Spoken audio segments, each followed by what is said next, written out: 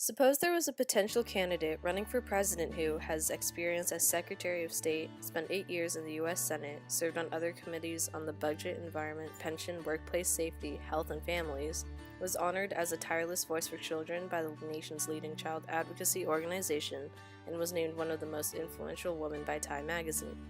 The last one gave it away. It's Hillary Clinton, and she would possibly be the most qualified presidential candidate in our generation. Every year, college is getting more and more expensive.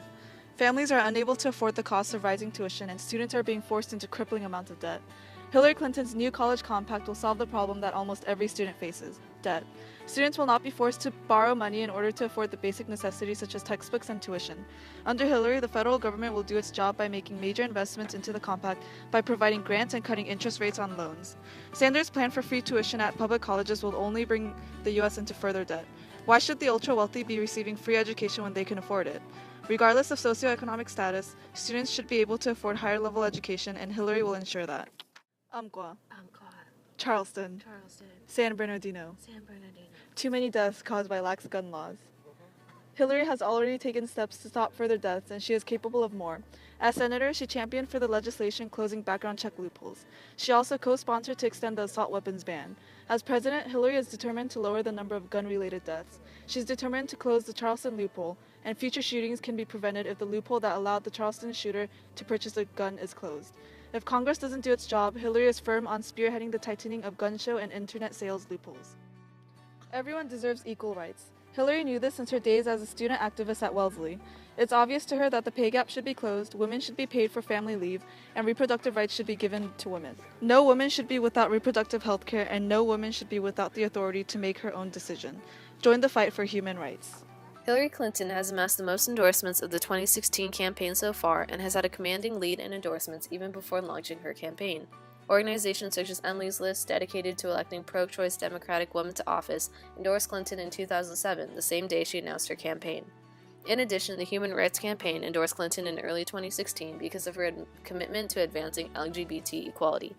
Big-time newspapers like New York Times and Rolling Stone have expressed support for Hillary since earlier this year. By voting for Clinton, these newspapers claim that voters will have the opportunity to vote for one of the most broadly and deeply qualified candidates in modern history. Similarly, politicians such as California Senator Barbara Boxer and Democratic lawmaker Charles Schumer revealed a mass support on social media. With Clinton as president, she will change the reality of the middle class by acting as a driving force for minority groups. Unlike Sanders, she has a substantial delegate lead among racial groups and the LGBT community. Hillary also has a greater voter number with people over the age of 45. These older folks generally make up the largest portion of voters, making Hillary one of the most popular candidates in the election. In addition, with her background as an advocate for women's rights and equality, she has been able to give women a voice.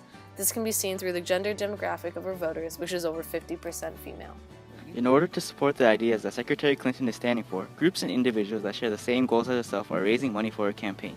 Groups such as the Laborers International Union of North America, who are fighting for issues such as cleaner energy sources and an easier path towards gaining U.S. citizenship, and the American Federation of State, County, and Municipal Employees, who are in support of making sure that hardworking people get the income that they deserve, are donating money towards Hillary Clinton's campaign. These groups, both big and small, are in support of Hillary because they know that only she can move our nation in the right direction and bring about a change that will benefit the citizens who are currently being neglected. Big business owners are also in favor of Hillary's campaign because of her push towards liberal ideas. Multi-billionaire George Soros is one of those business owners. He has already put out $8 million in support of the Clinton campaign. Individual donors who support Hillary do not only stop at big business owners. Throughout her campaign, Hillary has gained the interest of many small donors who donate less than $200. Although it has been stated before that Clinton only received 18% of her funds from donors giving $200 or below, according to a more recent campaign report, the Clinton campaign was set to raise $10.5 million from small donors alone. This makes up 1/3 of all contributions. U.S. News acknowledges how Hillary had to fight and work hard to get accepted into the male-dominated system of politics. Despite the disadvantages that Hillary had to work through in her life, she has emerged the most qualified to become president in this upcoming election. According to Smeal from U.S. News, only a woman would be told she is not a natural candidate, but Hillary won big for the Senate twice already. She's had to fight every step of the way, so she understands the social problems that face America today. Now, many people have unnecessary doubts about Hillary because of the email mishap that happened during her term as Secretary of State. Even though she assures us that no classified information was talked about in the emails, many people have a problem with the unsecure email server that was on her phone. But according to Time magazine, Hillary requested for a secure cellular device that she could use to safely check emails. Unfortunately, her request was denied because one secure cellular device would be, quote, too expensive for the Secretary Department to make. Hillary cares for the working class. According to New York Times, Hillary approaches with a $10 billion proposal to bolster jobs in manufacturing. Also, Hillary can draw on her record as a senator when she worked to bolster economically depressed regions of New York. Hillary legitimately cares about the people who are working day in and day out trying to make a living. Not only does she care, she is the most qualified candidate with her many years of experience in politics to bring about a change of prosperity in the American economy. As Hillary once said, "Every moment wasted looking back keeps us from moving forward. In this world and the world of tomorrow, we must go forward together or not at all. So let us move forward together and vote Hillary for America."